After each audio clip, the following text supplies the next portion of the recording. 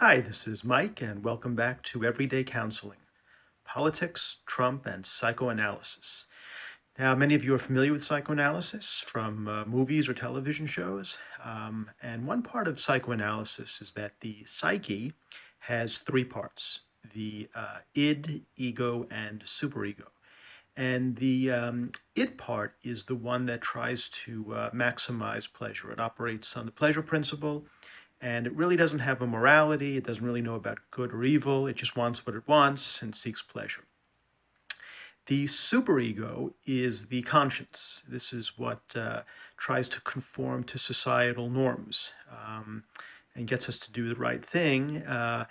And sometimes it can be exaggerated. We can have that's why it's called the superego. It gives us a conscience that we can feel guilty about.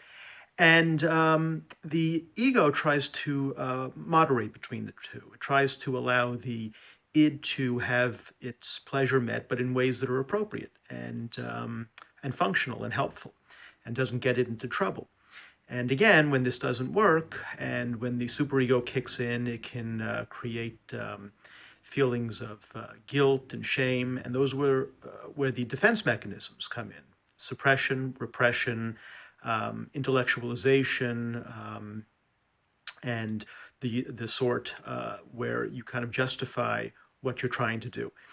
And what happens is very often when we interact with people on social media, we don't conform to social norms. Our superego really isn't working. It's our id that's working. We can have a temper tantrum. We can get angry. We can intellectualize and rationalize. We project on people.